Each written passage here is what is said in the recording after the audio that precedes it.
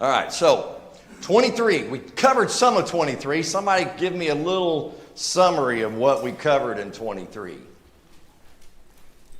Tell me you were listening. What do we got?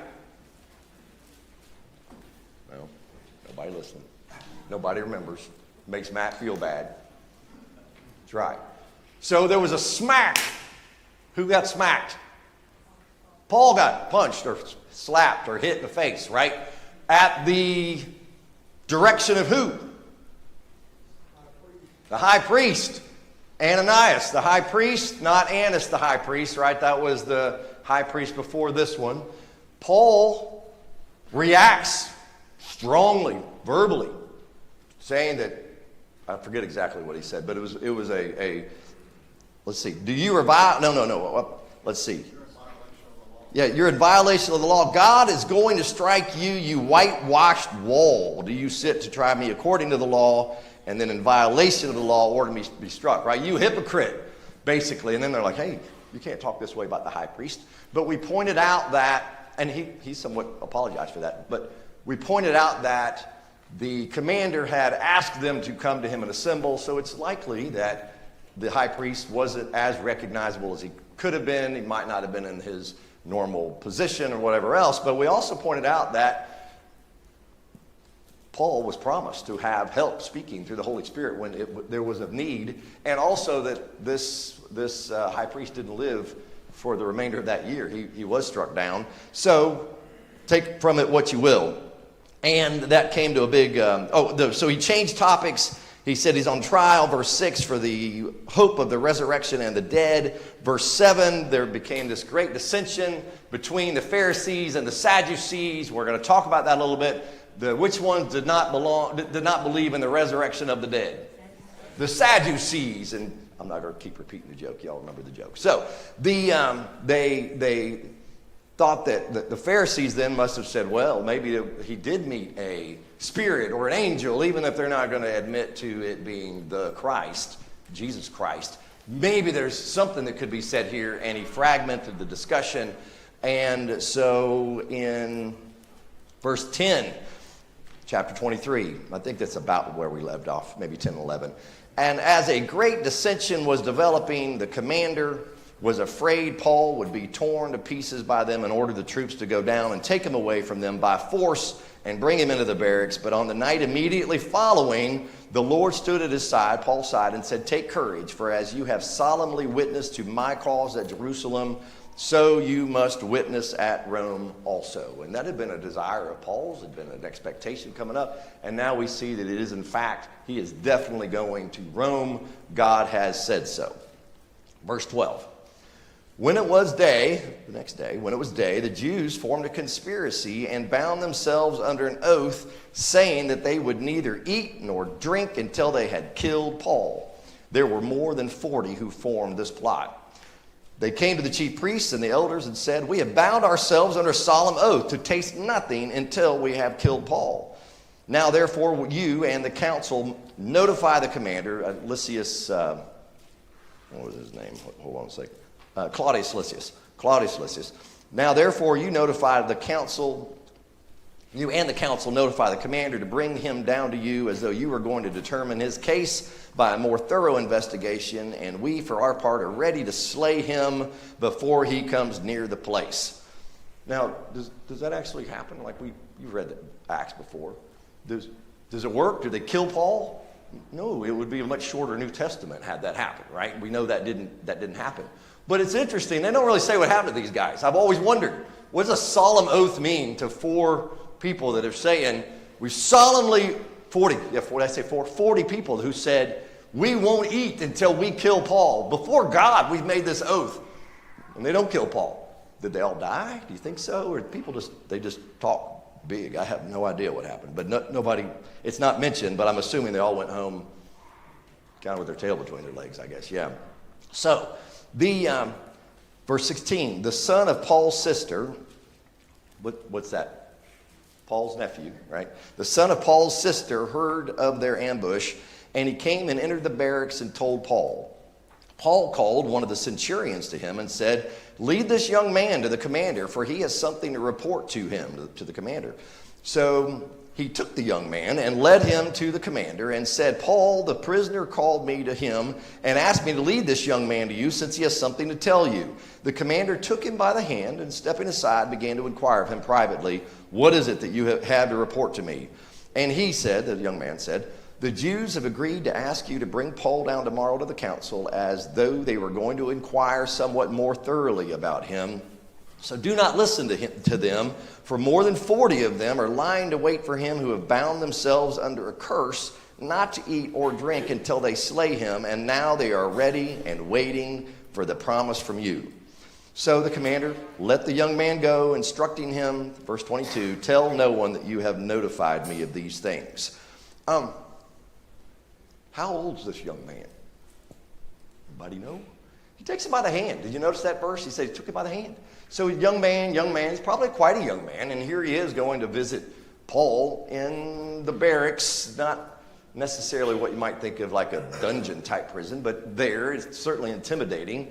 And he has to go then talk to the commander and tell him what's going on. I also think it says a little bit about Claudius Lysias, that he takes him by the hand. He wants to hear what's going on, and they react from this. In fact, he definitely believes him because verse 23 says, and he called to him 2 of the centurions and said, get 200 soldiers ready by the 3rd hour of the night to proceed to Caesarea with 70 horsemen and 200 spearmen.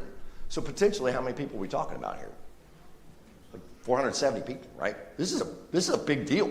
They got 40 people that have pledged to kill one of your prisoners, a Roman, who you really haven't decided what to do with yet.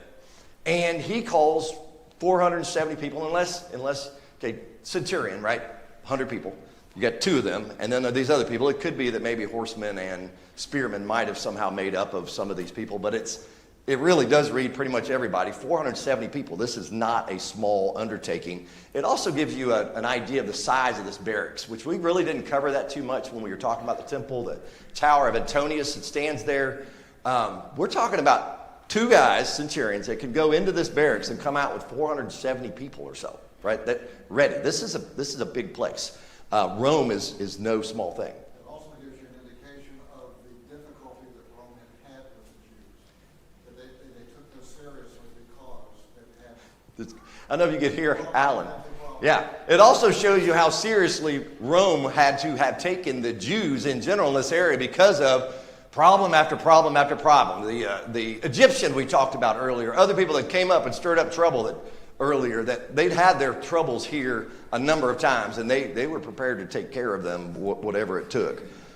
Verse 24. Yeah. I think it's even more interesting that Paul's nephew happened to be the one that heard about all of this. Is that an example of God's providence? Right, potentially, sure. Does anybody know what happened? People could have heard it, but of all the people to hear it. A lot of people could have heard it, for those who can't hear him. A lot of folks could have heard about this, but his nephew did hear about it and came here and talked about it, right? Does anybody know anything more about Paul's sister or her son? No. There are some folks in the Bible named as like our sister, but it's always ours, but not Paul that says my sister. We don't know who it was. We don't know who this person is, and I don't know that there's any way of knowing. Obviously, they knew who he was, but here he is in the right position and acts on it. Yes. Yeah, that's funny. Witness protection program is what he said. So here we go. So verse 24. They were also to provide mounts to put Paul on and bring him safely to Felix the governor. So you got 470 soldiers and something to carry the baggage and or Paul's friend or friends that may have been there. Could have been camels, could have been horses, could have been mules. We don't know, but some kind of mounts for them to ride along. And he wrote a letter. Claudius Lysias wrote this letter having this form. Notice it is this form. Luke is telling the story to us, but I don't know that it means this is the identical letter that was then circulated. But anyway, having this form. Claudius Lysias, to the most excellent governor Felix, greetings. When this man was arrested by the Jews and was about to be slain by them, I came up to them with the troops and rescued him, having learned that he was a Roman.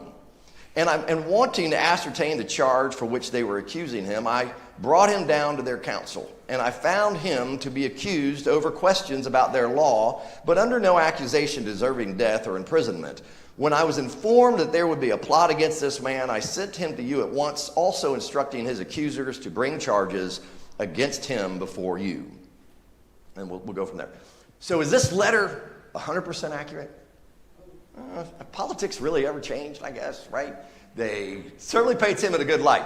Hey, I knew this guy was a Roman, so I came down and I saved him, and, we are getting to the bottom of this, but since there's this big threat, I'm going to send him on his way. It paints him in a very nice light, but it's not an inaccurate letter either, right? Most of these things did kind of happen this way. This is a short way of saying, be pleased with me, I did something well, and now it's your problem because I'm in a really tough spot, right? He doesn't say the last part. But we know this is a nice way for him to get Paul off his plate and onto somebody else's plate. So verse 31. So the soldiers, in accordance with their orders, took Paul and brought him by night to Antipatris, or Antipatris. I looked up this word, and so many people say it differently. How do y'all say it here?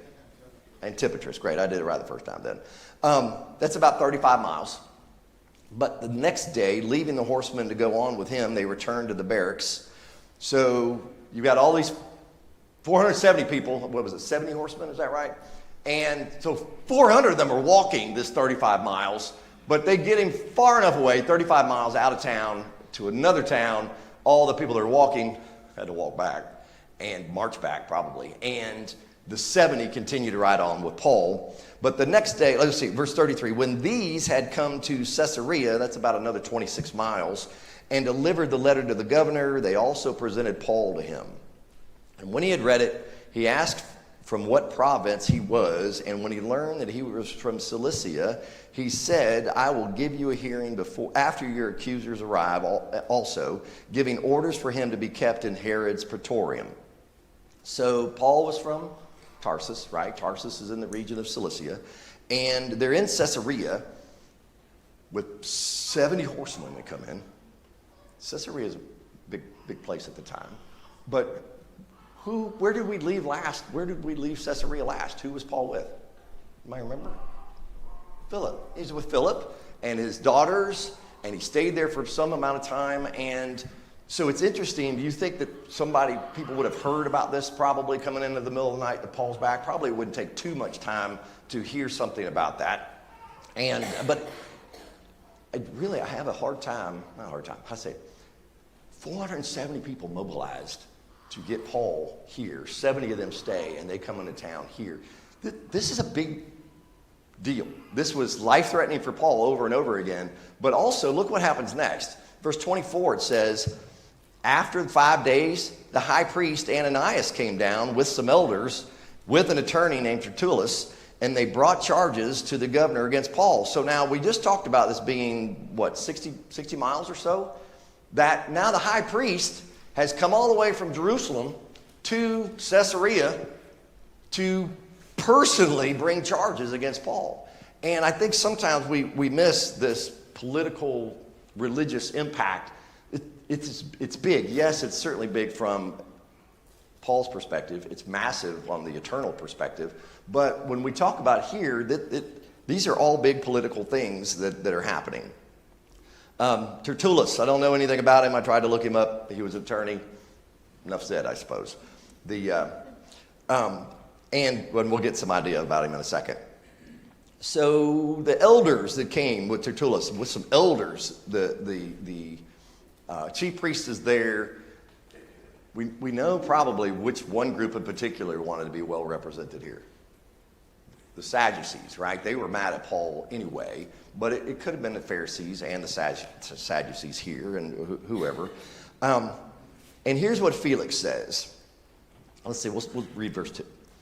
After Paul had been summoned, Tertullus begins to accuse him, saying to the governor, to Felix, excuse me, since we have through you attained much peace, and since by your providence reforms are being carried out for this nation, we acknowledge this in every way and everywhere, most excellent Felix, with all thankfulness. But that I may not worry you any further, I beg you to grant us by your kindness a brief hearing. It's hard to believe once a brief hearing after all that, right? But we'll come back to that. For we have found this man a real pest and a fellow who stirs up dissension among all the Jews throughout the world, and a ringleader of the sect of the Nazarenes. And he even tried to desecrate the temple, and then we arrested him. We wanted to judge him according to our own law. But Lysias the commander came along and with much violence took him out of our hands, ordering his accusers to come before you. By examining him yourself concerning all these matters, you will be able to ascertain the things of which we accuse him. The Jews also joined in the attack, asserting these things were so. More than even the letter from Claudius Lysias.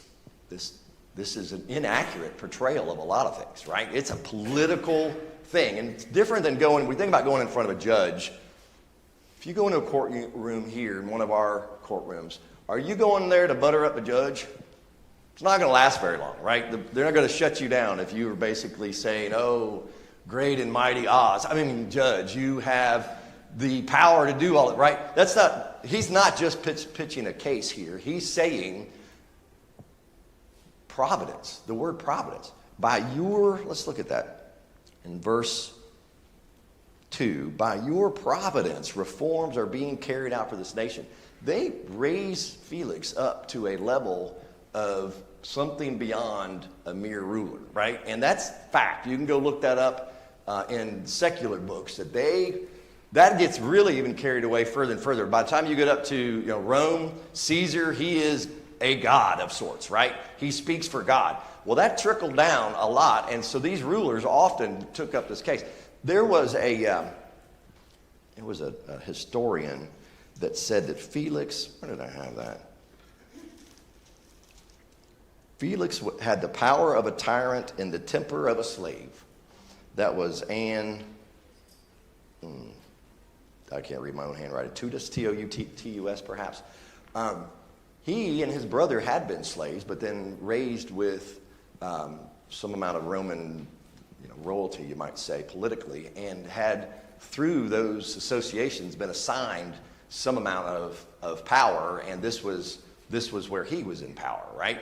And so he was not actually known, he was known for peace there, which is true. You know how? Because he came in and crushed some folks that weren't peaceful, right?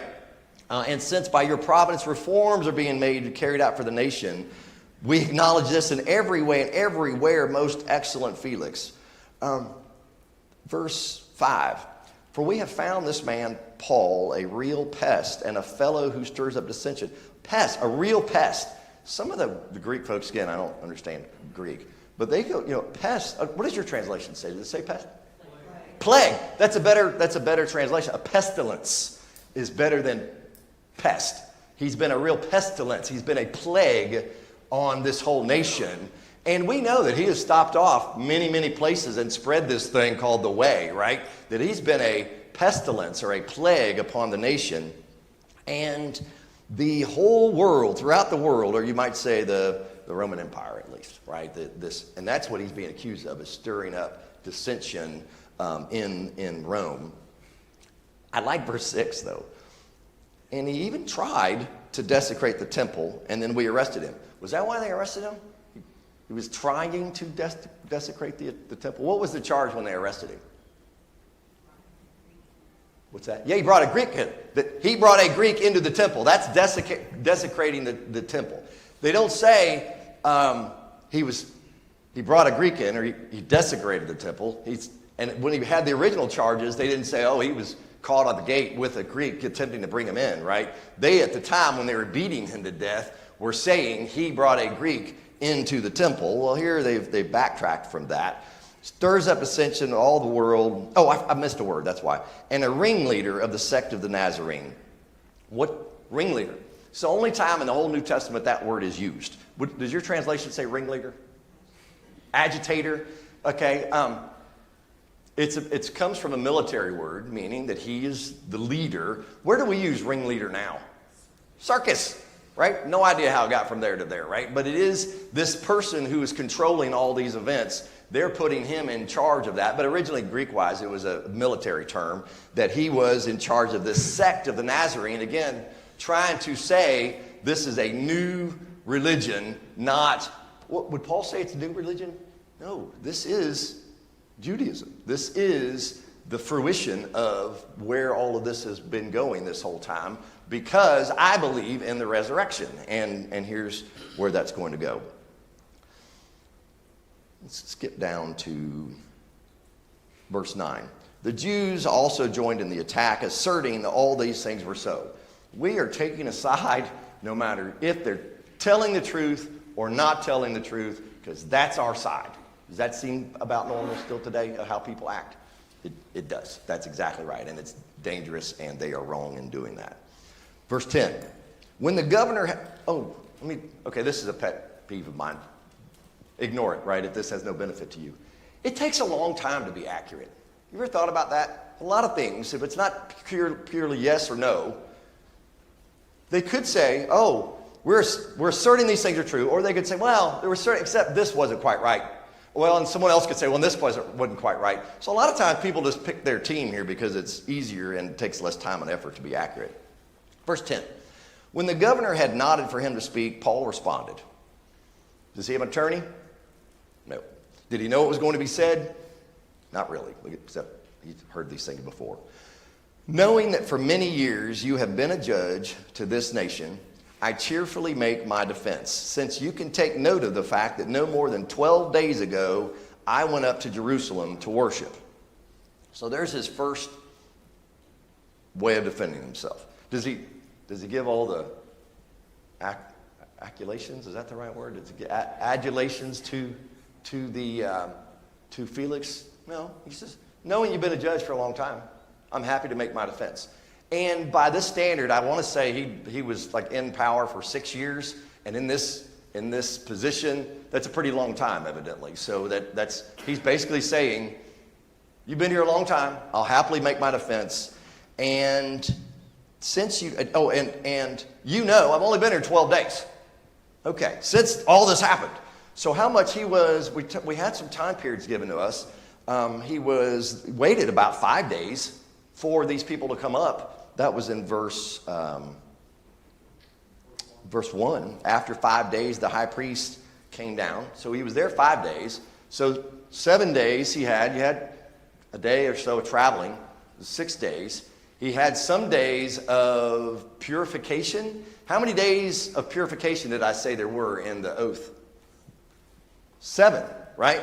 It says that when they were almost done with that. So basically, they're accusing him of something that happened in a matter of a couple of hours, that are saying that he's a pestilence who stirs up dissension among all the Jews throughout the world, and he even tried to desecrate the temple, and then we arrested him. He did that in that hour or two or a day or whatever it was at max. And so he's saying, well, first of all, you know that no more than 12 days ago I went up to Jerusalem to worship. Verse 12. Neither in the temple, nor in the synagogues, nor in the city itself did they find me carrying on a discussion with anyone or causing a riot. Nor can they prove to you the charges of which they now accuse me. But this I did admit to you, that according to the way, which they call a sect, I do serve the God of our fathers, believing everything that is in accordance with the law and that is written in the prophets, having a hope in God, which these men cherish themselves, that there shall certainly be a resurrection of both the righteous and the wicked. In view of this, I also do my best to maintain always a blameless conscience, both before God and before men.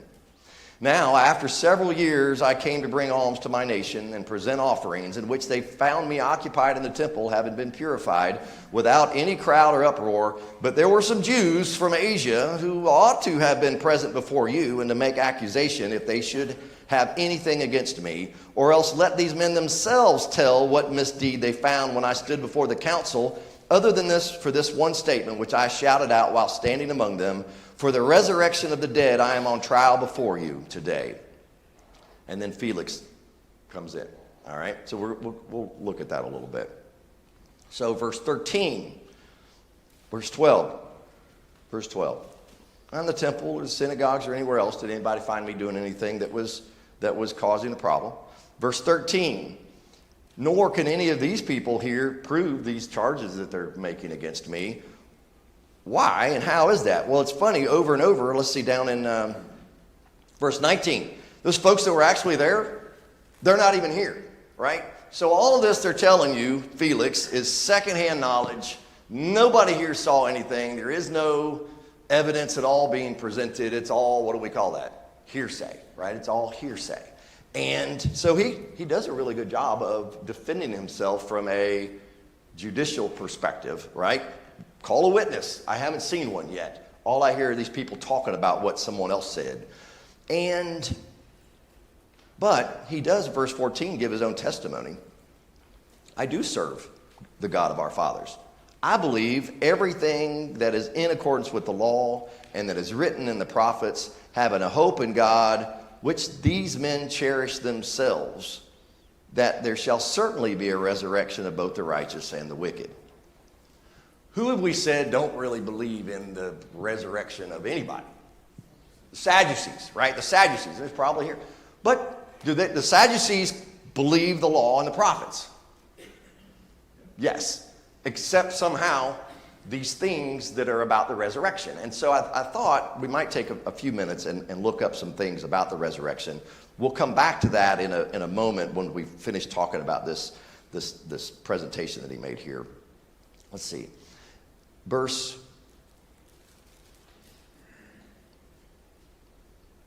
Well, maybe we can do it through it now. Verse 22, we'll finish this out here and then come back to that.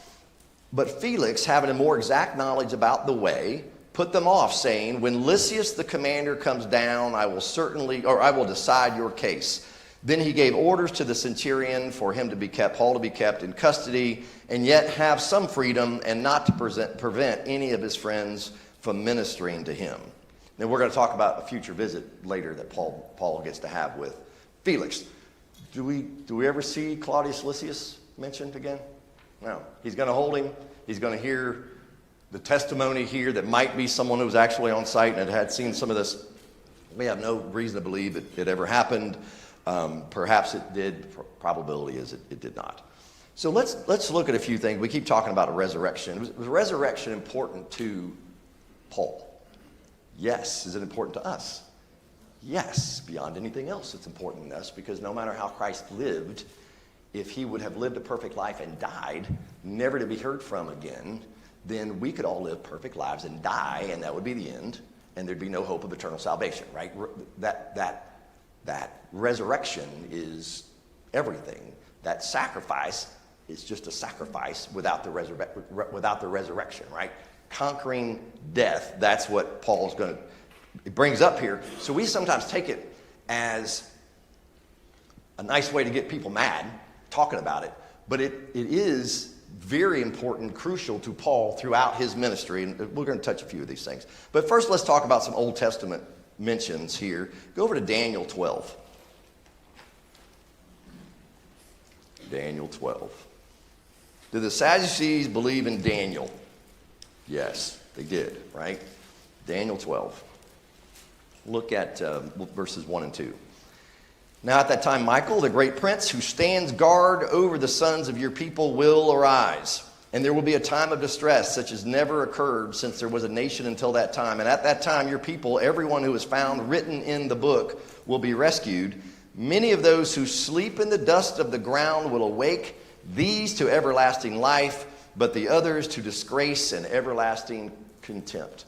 Is that talking about a resurrection? It is. Can I explain all the prophecies of Daniel exactly the way he would explain them? No. But does somebody need to do that? If you're a Sadducee, you have to deal with that, right? Daniel believed in a resurrection.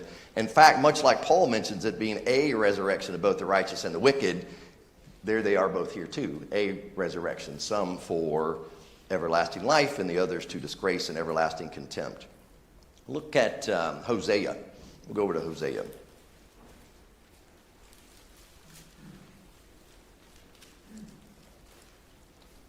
Get my fingers to go there. Hosea. Look at it, it's like one page over. Hosea, we're going to look at chapter 13, verse 14.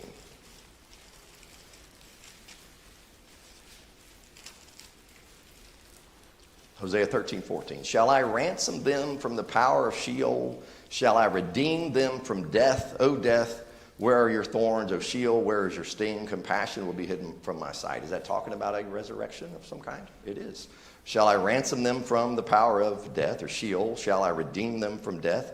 Look at, let's see, there was one other I wanted to look at. Daniel, Isaiah, and do we look at that? Which one do we look? Isaiah. Go over to Isaiah 26. Isaiah 26.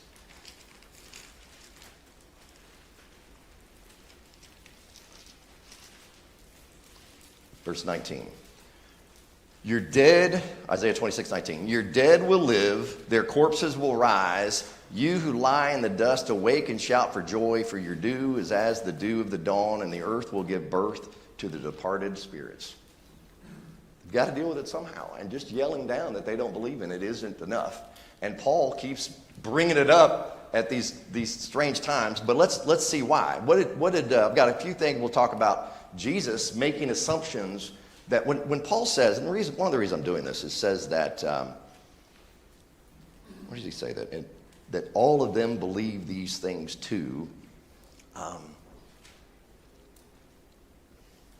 it doesn't matter. It's in his speech that they cherish, these men, verse 15, these men cherish themselves, having a hope in God, which these things men cherish themselves, these men cherish. He's talking about a common belief that in the law. Let's look at Luke 14.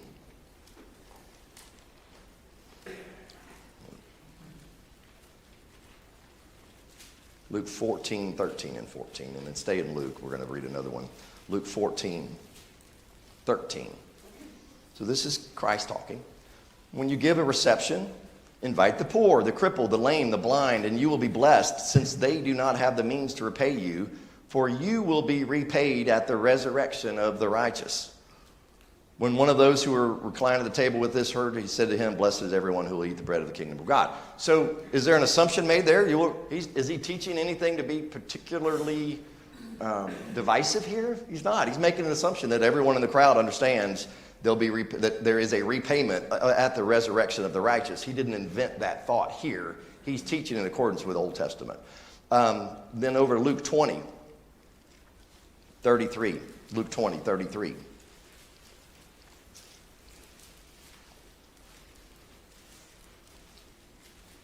In the resurrection, therefore, which one's wife will she be? For all seven had married her. Do y'all remember this story? Talking about he died, husband died, now she's married. Now, Jesus said to them, the sons of this age marry and are given in marriage, but those who are considered worthy to attain to that age and the resurrection from the dead neither marry nor are given in marriage, for they cannot even die anymore, because they are like angels. Oh, but it does mention it one more time. And are sons of God, being sons of the resurrection, right? We study these passages all the time and don't necessarily tie it into this divisive Sadducee, Pharisee thing of no resurrection. I, for the life of me, don't understand how they can look at their own prophets and say there is no resurrection. No. So then did Paul have to struggle with this, though, on and over and over? The resurrection is such an important topic that he does. We're going to look at a couple of those examples, and then we'll be done with this topic. I realize I went on quite a big aside here. 1 Thessalonians 4. 1 Thessalonians 4. 13.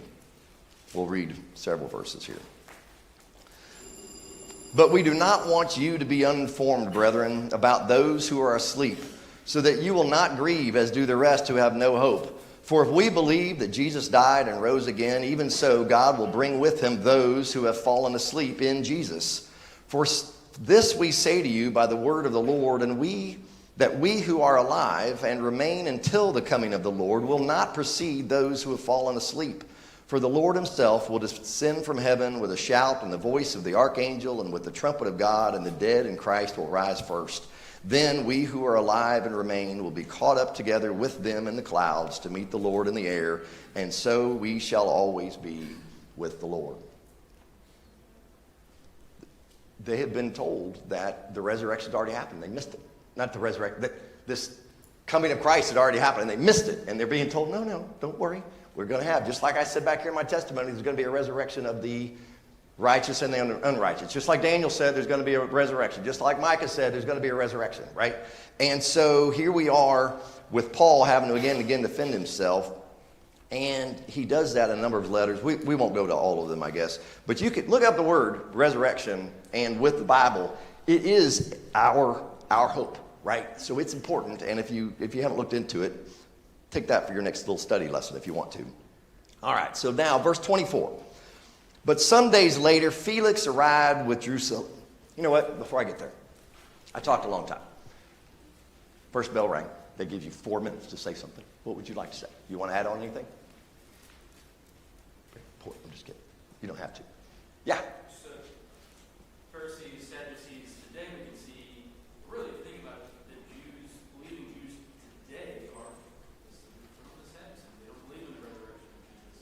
They don't believe in the gospel. There's a lot of cool YouTube videos and social media things out there today of those going to try to teach them the gospel, and you see some interaction. So, there's some interesting videos and commentaries out there between that, but we still see that today. Yeah.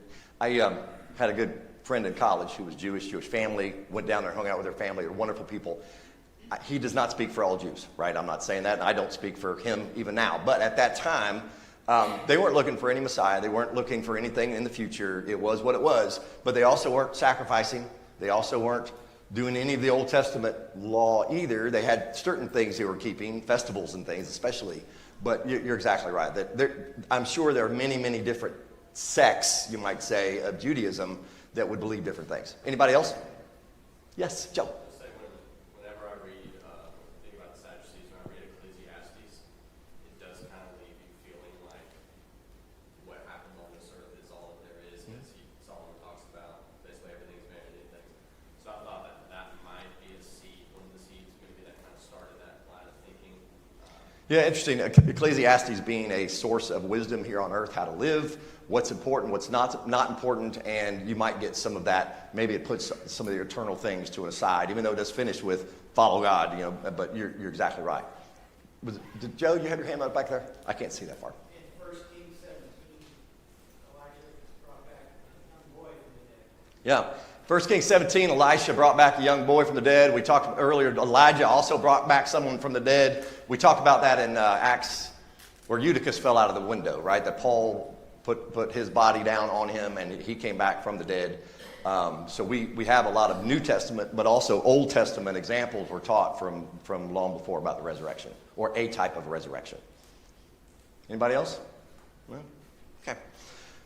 So, verse 24. Paul's in jail, kind of with some freedom, right? He's in this praetorium area, perhaps, with some freedom, not to prevent any friends from ministering to him. That's verse 23. 24. But some days later, Felix arrived with Drusilla, his wife, who was a Jewess, and sent for Paul and heard him speak about faith in Christ Jesus. But as he was discussing righteousness, self-control, and the judgment to come, Felix became frightened and said, "Go away for the present, and when I find time, I will summon you." Frightened. It's a great word.